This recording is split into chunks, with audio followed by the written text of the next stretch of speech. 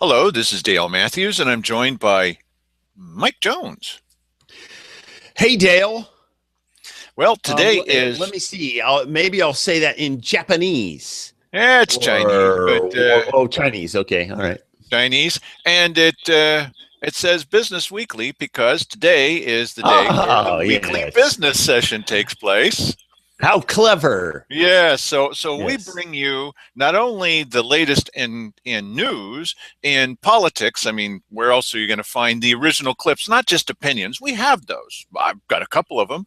But we also bring you the original footage so you can see for yourself without having to have it filtered through the complete blockage of KJO Radio and the heavy filter of this daily newspaper that's not so daily. And we bring you news from the pulpit. Woohoo, boy. And this is now Levy headquarters. Apparently, some of the mega churches in town have now become Levy headquarters. And best of all, they're tax exempt. So they're going to ask you to raise your taxes and insist that if you don't, you're Satan worshipers. Or at least if you rebel against authority.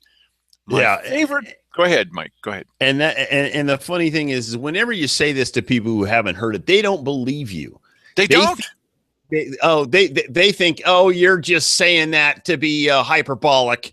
That's no one. Listen, it's worse than that. Oh, it's worse than that. You can come here for the apogee and perigee of hyperbole any day of the week because we're here every single day. Now I have two more words to look up. Okay, all right. So the thing that's just amazing to me, I shouldn't concentrate on this, but I just can't help it, and Mike finds it extremely amusing too, is there are people who say, oh, well, those church guys, they couldn't possibly have said that.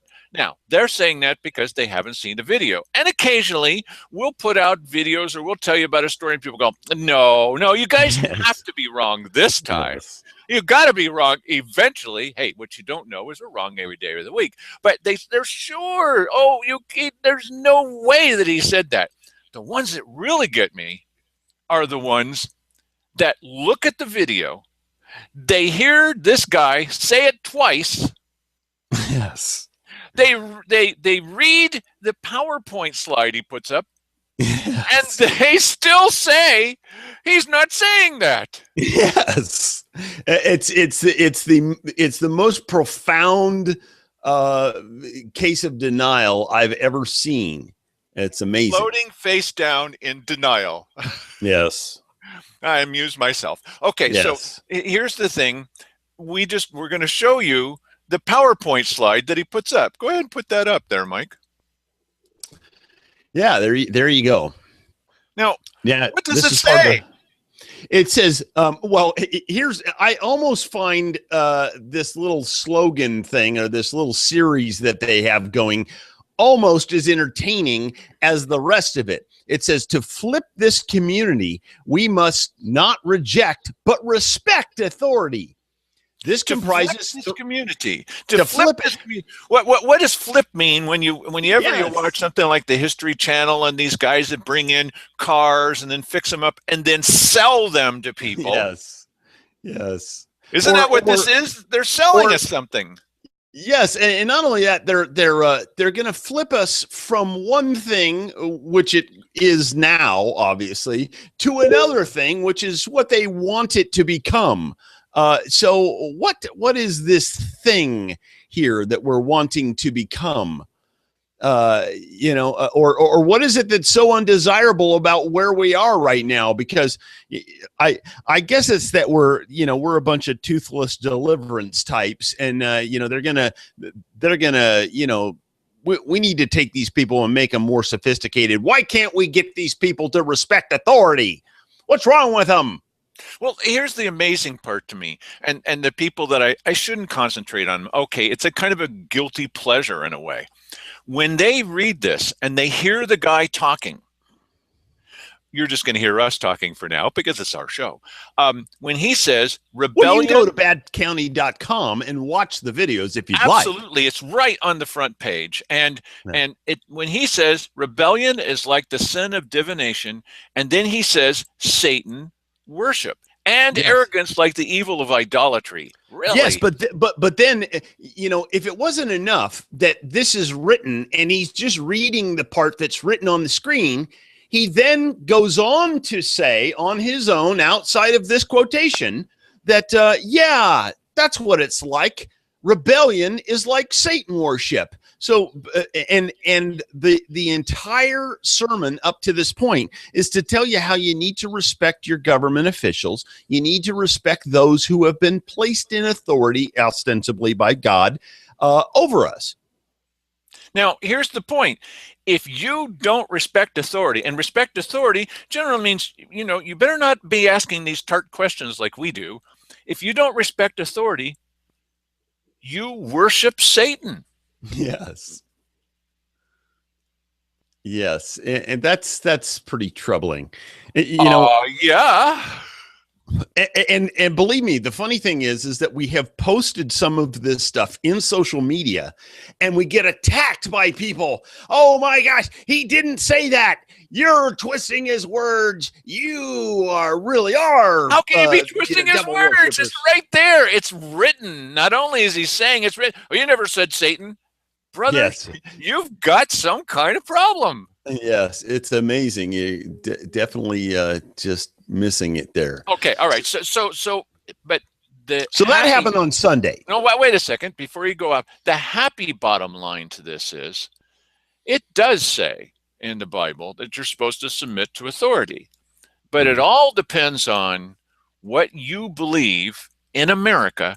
Who is the authority? And my contention is we are the authority, that those county commissioners up there, or whoever it is, city councilors, they are to submit to the people because they're our public servants. They're right. The ones that are not submitting to the authority. Well, I don't believe that, Marge. What country do you? Of course that's the case. They are public servants. Now, the fact that they're, hey, look at me, I'm a county commissioner in the middle of nowhere, Oregon. So what? Yeah. If you're not serving the public, then you are not submitting to the authority where it's supposed to be. Yes. And the thing is that in the Bible, it's referring to, a time when there was no such thing as a free nation. All nations were run by monarchs or dictators.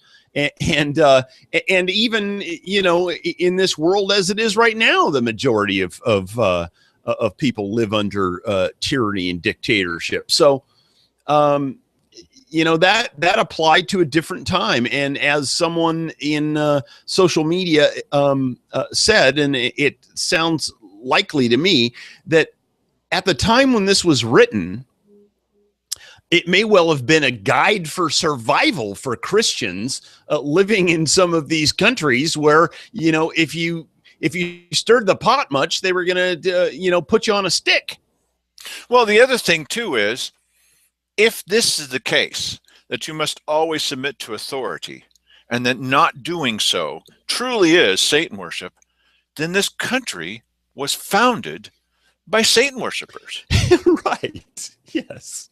That's right. And because initially, before, we got to a place where, we had our own government structure, we had to first rebel against, against King George there in England. So, yeah, founded on the basis of Satan worship, this country. Evil to the core. The Redcoats called this the American Rebellion. Hmm. We were rebelling against authority, the most powerful authority in the whole secular world. Right, exactly. When Martin Luther, just imagine the amount of guts that it took to do this. When Martin Luther went up to the front door of the biggest Catholic church in his town, and he took out a hammer and a nail, and he pounded into the front door of the Catholic church some of his feelings about what became the Protestant church, and a lot of us are Protestants, not all of us. Do you think that was rebelling against authority? Yes, of course. How many of us would go up to any church here locally and, well, aside from you, Mark Seligman, how many of them would go up to the front door of a church and pound something in with a hammer? We wouldn't even be Protestants if it wasn't for this guy. Yeah. Now, you know what? This is an amazing thing, and you really need to see the whole sermon. And this is one of the problems. I mean, some of the people who are questioning us about it haven't even bothered to go and look at the entire sermon. You have to watch this whole thing. You need to watch the whole thing. What's happening here is it's crystal clear to anybody except the people who are denying. I mean, when they deny that it says Satan, we can't help them. Yes. I mean, that's really lunatic. Okay. You can't help those people. Unfortunately, they are the trolls that are in a lot of social media, and they're sniping at everybody from underneath the bridge. See this bridge? See the bridge over here behind Mike? They're under that bridge. If you look real carefully, you can see a couple of them. Yes. Okay. Ooh, it's like romper room. I see Harry, and I see Diane, and I see. Okay. So. Oh man. Hey, this is our show. I can't wait to go on Facebook this evening. Well, who do you think I'm talking about? Why would you jump to that conclusion, Diane? Yes. So look, here's the point.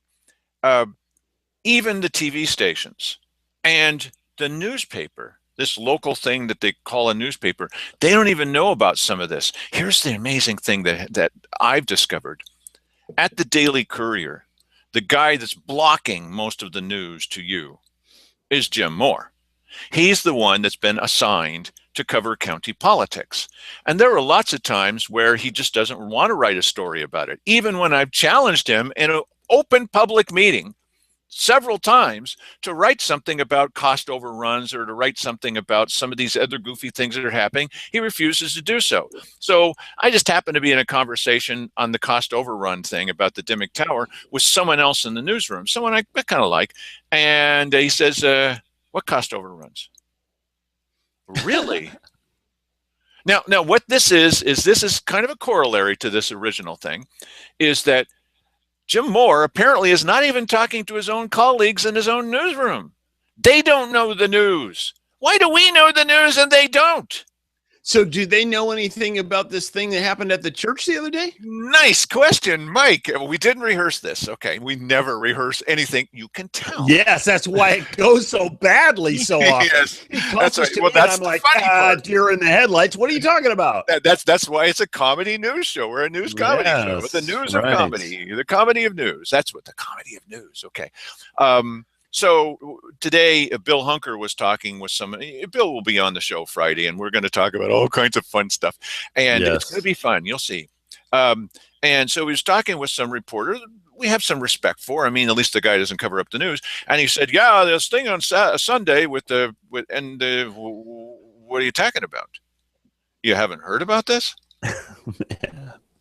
You're under a rock somewhere, pal? Now, this is our Daily Courier.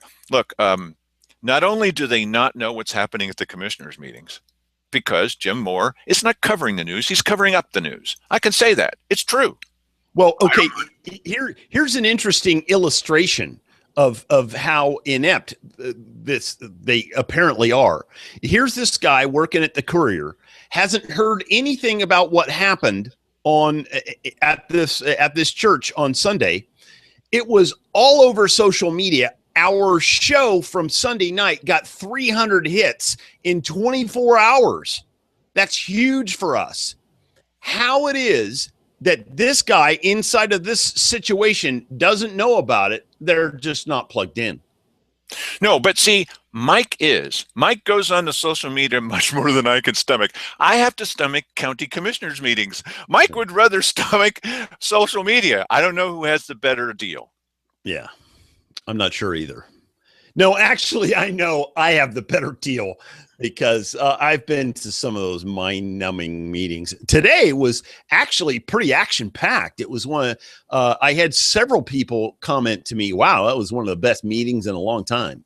And the best part about it to me was, besides the comedy, it really is pretty funny, is that there were like 4 or 5 high school students there. They get credit. They have to. Well, they don't just credit. They must go and attend some kind of thing. And I went up to them ahead of time and said, you have accidentally picked the very best meeting to come to. You just watch what's going to happen today. Because there were minors there. Well, besides the high school students, there were minors there. There were people there about this this declaration of intent or something about let's all Property be free. rights. Yeah, and Yes. really, it's about property. It's about eminent domain. Okay, we know that now. We've made that clear to you. We'll talk a little bit about that. Then there was then Rika Brown got up and told about the advantage of picking up rocks. Oh yes, and I learned something. I learned something very, very important. Do not invite Rika Brown to your house because she'll slip on a rock and then sue you. Right. So be very, very careful. You think that we had problem with a rock with George Bush? Just don't be inviting Rika Brown to your house. So, and then there were some people that were there to thank the commissioners. That's nice. Thank the commissioners for finally assigning a number to the genetically modified organism ordinance. Keith Eck kept calling it the genetically modified ordinance. Yes. I look back at it, they just said, oh, whatever. There were a number of things. Legal counsel was there. The sheriff was there. Neither one of them wanted to talk. We did talk with legal counsel afterwards. Yeah, that was tell you about that. It That really was. Great. Yeah, it really was. And we had a couple of tart questions for him. Well, that's maybe why I don't come on your show. Oh, come on, just get over it. You're a hardy American.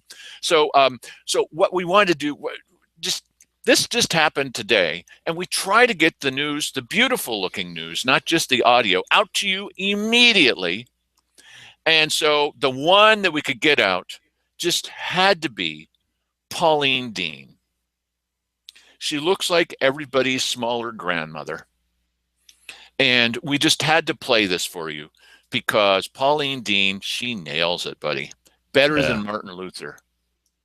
Yeah, pretty awesome. Good morning. Pauline Dean from our beloved Grants Pass.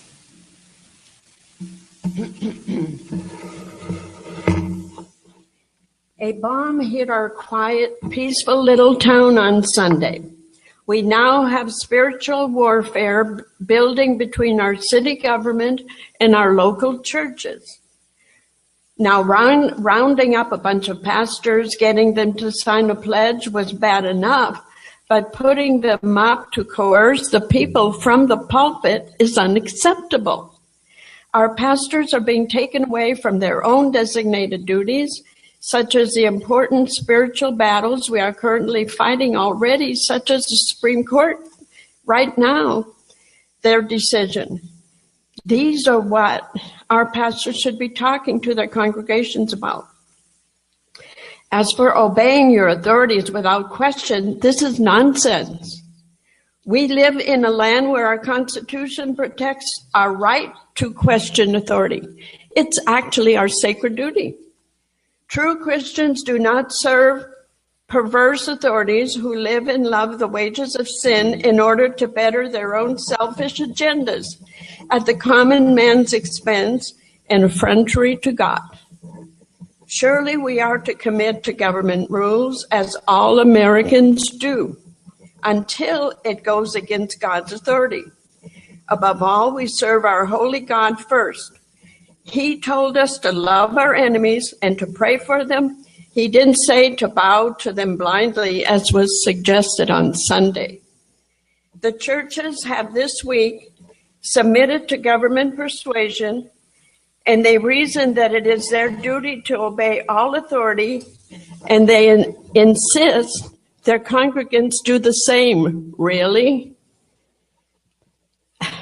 But this is what Dietrich Bonhoeffer faced in Germany during World War II.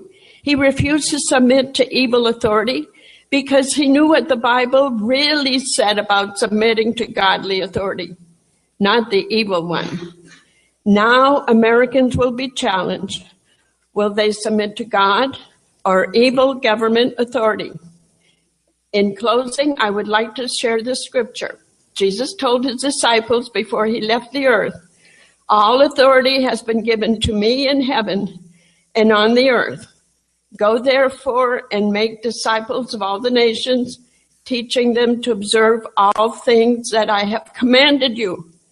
And lo, I am with you always, even to the end of the age. Amen, and thank you. Thank you.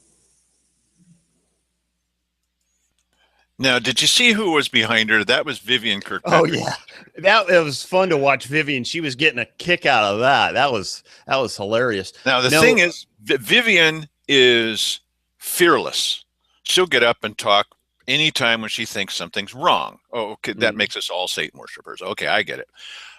But this little lady, this Pauline Dean, you could tell how nervous she was. So I would submit to all of you that it takes a lot more courage for someone who's scared half to death to get up and say something in righteous indignation than it does for me to get up and make a joke. Well, she nailed it. And you know what? Just some of the power, every once in a while, she put emphasis on, like at the very end where she says, as he commanded, you know, and it's like, pow. No, she was red hot. I absolutely loved it. It made the meeting for me. Yeah. This is the power of citizens. We are the authority. Until we start thinking of it this way, then there will be no respite from despots. No respite from despots. Woo, Dale. Yes. Hey, yes. You better trademark that one, Dale. Yeah. Because when you go, Vivian got up and she asked a side question, but it's an important kind of side question. She said, "What happened to all the furniture that we paid for that was out in the lobby?" People used to be able to sit there and they could listen without having to sit and hear, because there are people that just can't take it. I mean, it's easier for me because I've been taking it for a decade, but they just can't take it. And then they get up every once in a while and they make a comment. What happened? And they padlocked this and they chained that off. Authorized personnel only. Oh, please. What's the matter with you? You're just being hard. See, once we get rid of two of these characters, once they're gone, all of that's going to be wiped away because it's stupid. Yes. And once we all start getting used to the fact that we are the authorities, then there will be no respite for despots. I heard that somewhere. Yes. Yes. You know, look, the thing is this. When Keith X says you're done, and I'm not done because it's my 3 minutes, I'll say, well, please tell me why. Well, you're done. I said, okay, please tell me the logic behind that. What have I said or done? I'm telling you, because I said so is an answer I've never liked.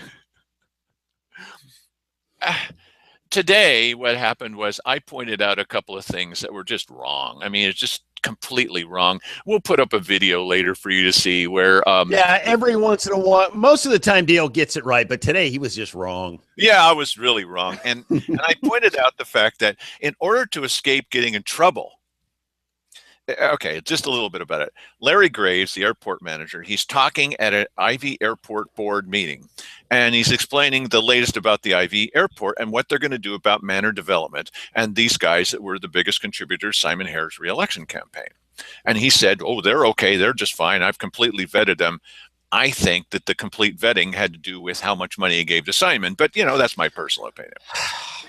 Okay, so he's there to explain to people. Apparently, they made a decision at the beginning of the month. Oh, really? It's now the end of the month. Why have we not heard a single word about the decision that they made? So he's explaining to the IV Airport Board that the commissioners decided to send a letter to, finally, after 4 months of waiting, to send a letter to Manor Development giving them 30 days or shut up. Mm-hmm. And so I thought that was kind of interesting. And I said, now, I go to all of the meetings. Long pause. At what open public meeting did these commissioners make this decision to task the legal counsel? It's one of the questions we asked him today. To task him to send them a letter. How did they do that? Well, they don't need to, Yeah, but you've just said twice that they made a decision to tell him to send a letter. How did they make that decision? At what open public meeting? Because this is the giveaway. To make a decision in executive session is illegal. It's against state law. Mm-hmm. You must adjourn the executive session and then make it an open public meeting, because if you want to talk about contracts and union negotiations and that kind of stuff, I don't like it, but you have the ability to have that meeting in secret.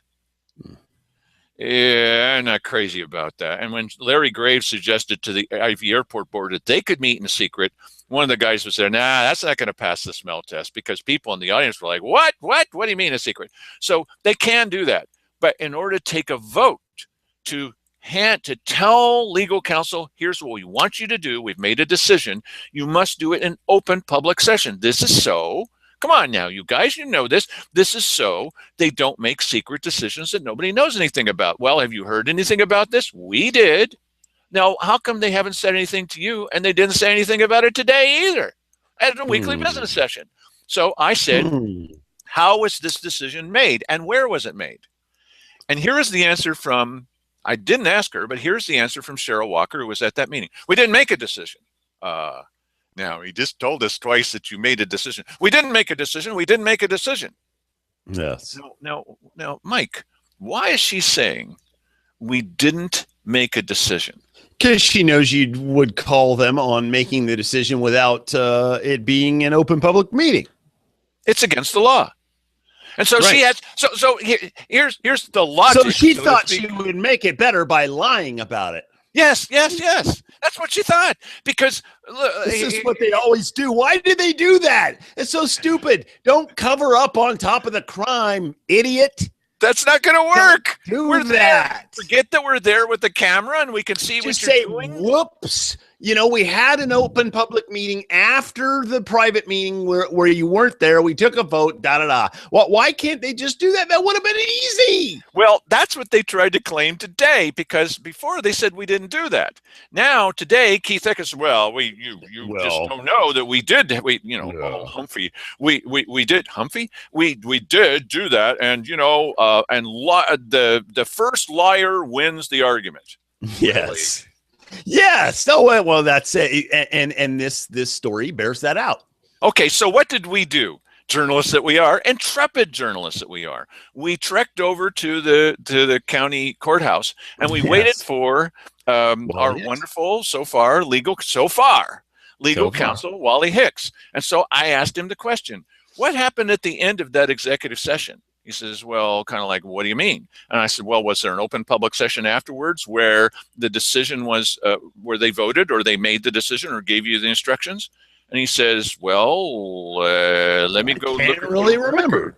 Yes. And so he goes and he gets the record, and he comes back and he says, I can see no evidence that happened. Yeah. So for Keith Heck then to say, this is where we catch him, you see. Well, a liar is a liar is a liar. No. That works for about 30 seconds until we go see and either the videotape or get the documentation or to talk to the expert that was there. And as it turns out, nope, we're not the liars. As usual. And logically, it doesn't make any sense. Okay. Now, you're going to task somebody to do something. You're going to instruct them to take an action. But we're instructing them without even thinking about it. What? No, we're instructing them without instructing them. How do you do that? Yes. We didn't make a decision, and we just sort of stared at him. Yes. And he got the point. That's not going to, come on. Yeah, no, that is silly. And you know what? We had a fascinating discussion about the charter with Wally. And I got to tell you, I think at some point we'll probably be able to get this guy on the show because, this guy has so much information. He's a legal geek, so he's going to be able to go on at as much length as you could possibly hope for. on whatever topic we're talking about as it relates to the charter and things like that.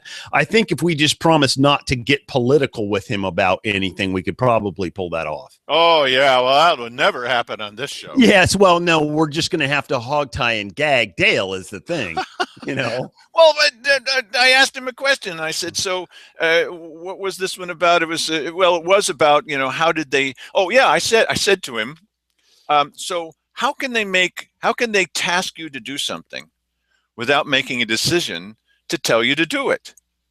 And he looks at us and he says, no comment. Yes. I talked to Mike as we were walking out. I said, no comment is a comment. Yes, of course. Well, he wasn't huffy about it. He said, oh, that's one of the reasons I'm reluctant to come on your show. So that's one of the comments that you can get away with, I guess.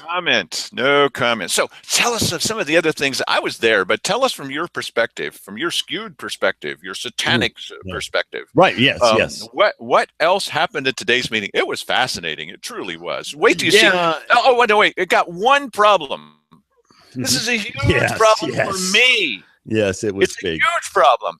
There were I'm not kidding you, 10 to 12 stories, videos. People were so eloquent. I mean, most of them were very much like Pauline Dean. And, we'll go to some of these meetings and we might end up with one video out of it. There's 10 to 12 of them today, and they were all really good. I have to edit all that. Yes. Well, not edit it. You know what I mean. Come on.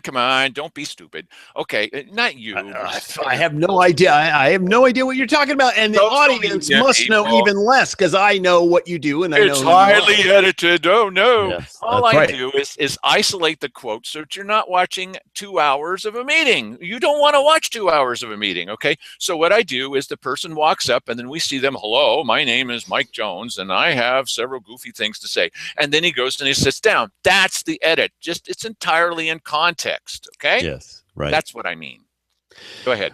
Well, so today the big bombshell that was diffused before the meeting even began, although it didn't work for him, was Keith decided that the issue of contention, and he knew that everybody was there to launch on him for this thing. They came up with a what did they call this? It's not an ordinance. It was a statement. What are they? A statement. Yes. It wasn't even a proclamation. It was just a statement. Yes. It was a statement of supposedly in support of property rights, although it started out that way and then it turned into communism about halfway through, and people objected to the wording of this, and I don't remember exactly what it was, but it was essentially this: that occasionally in the course of human events, sometimes personal freedom must be sacrificed in order for the greater good of all. So people are saying, now, wait a minute. If you want to affirm your rights, why would you put that in there? And there were a number of people who said, I don't understand why they do that. That's always the point at which Mike and I come in and we say, now, we've been watching this for a long time. Here's what's going on. Okay, what is it? Allen Creek. Allen Creek is it's a street. It's some property that's owned by the county. And the city has been all over the county for a while because this is a deal almost completed by Simon Hare, and then sort of got a little cold feet, where the city wants the county to give to the city eminent domain rights over county residents because they have designs on this street. Really? Yeah. Yes. And this was fortunately, it looks like an educated guess now instead of a wild-eyed guess. And then following that excerpt on the Billmeier show where Sandy Castanelli brought it up, and I came in and I mentioned this eminent domain. Oh, says Bill. Then following by just a couple of hours, some guy calls in because he's listened to the show and the show on Billmeier, and he says, "Is this has something to do with the street and because we'd said that, and the easements on the side? Oh no, not that. Yes. Well, it's really sort of about eminent domain." That's what we're saying. Yes, that's right. That's exactly what we're talking about. Their Hello.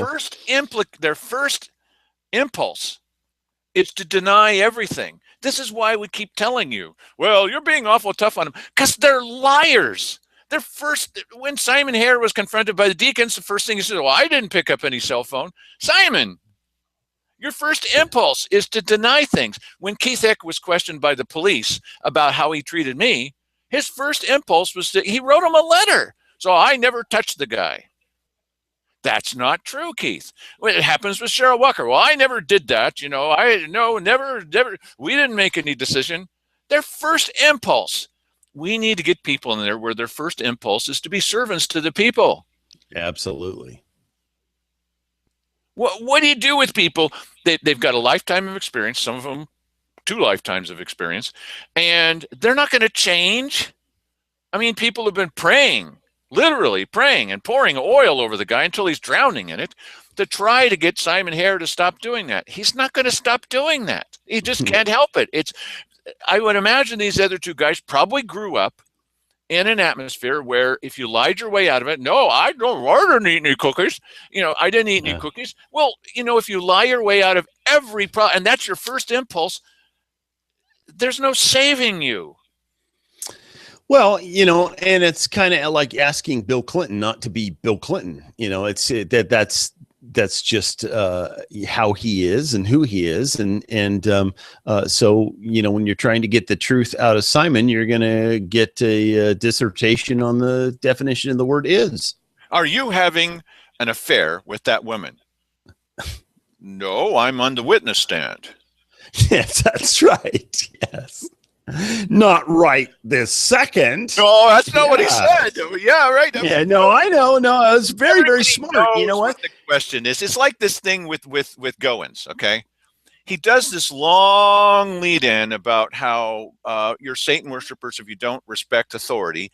And then he says, and now here are some authorities. And people go there thinking, well, I'm going to see, he announces it to them when they arrive. Here's a video. Oh, good. About the life of Jesus. No, about cuffs, about the levy. Right. Really? Yes. And in addition to, we're showing you this video with these authority figures that are going to tell you what you should do.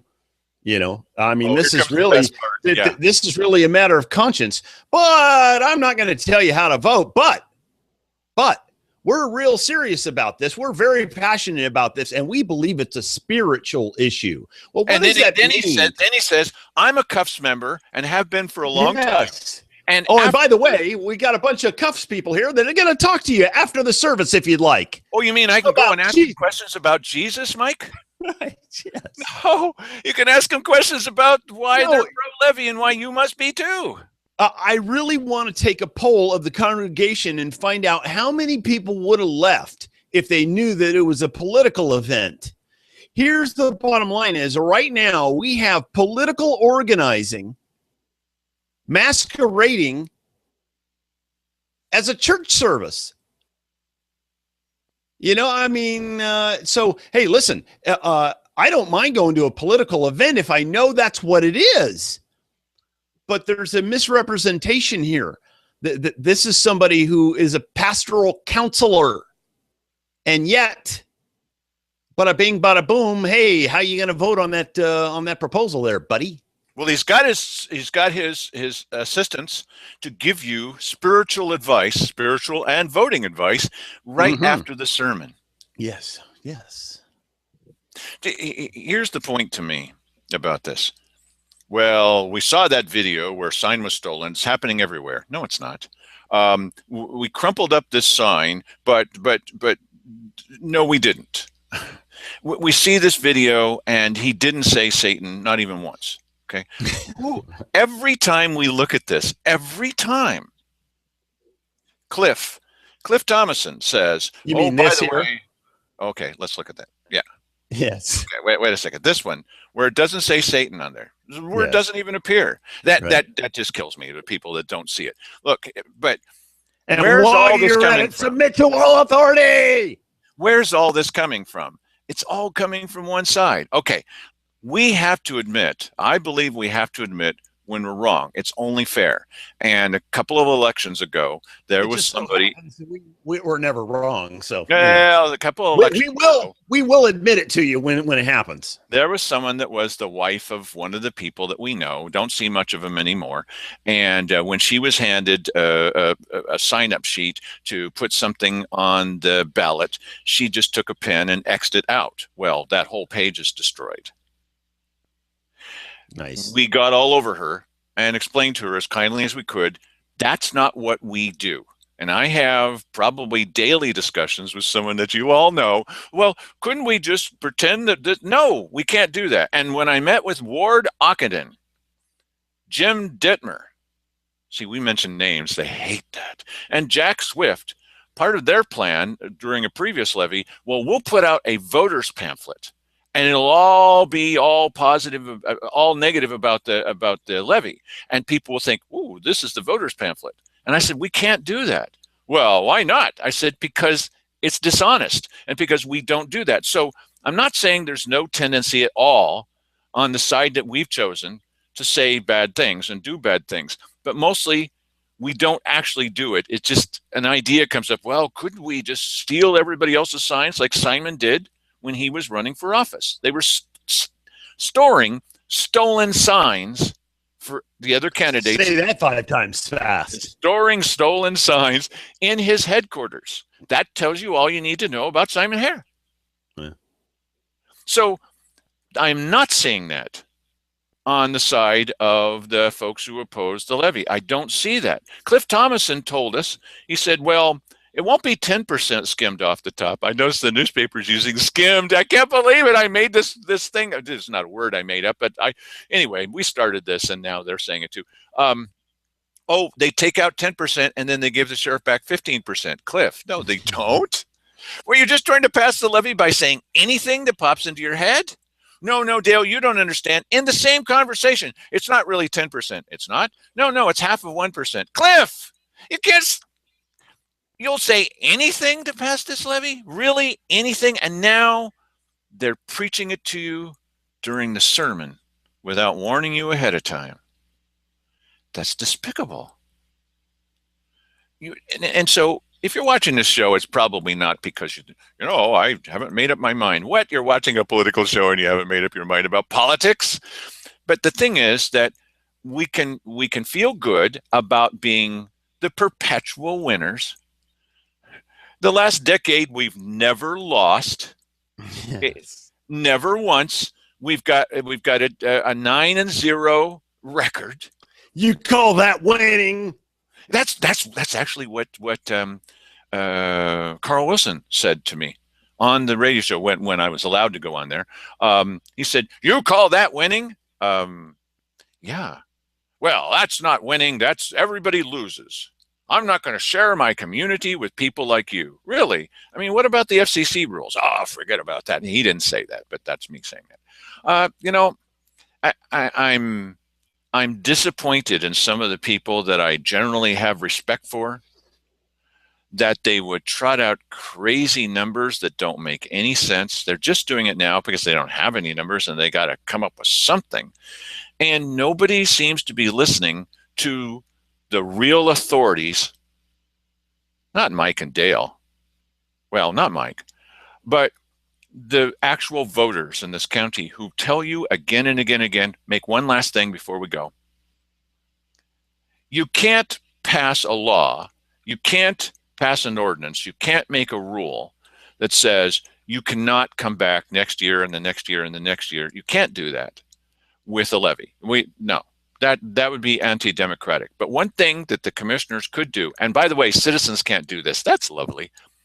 You could put out a question to the voters that would give you a strong indication of how they feel. And that question could say, on the next ballot, it could say, would you favor a 50-year? No, would you favor a 5-year moratorium on request of the citizens to vote again and again and again on a levy? They could do that, but they're not going to do that. Why won't they do that, Mike? Well, we're about to answer that poll here in a couple of weeks. But they're going to do it again. Yes, I know.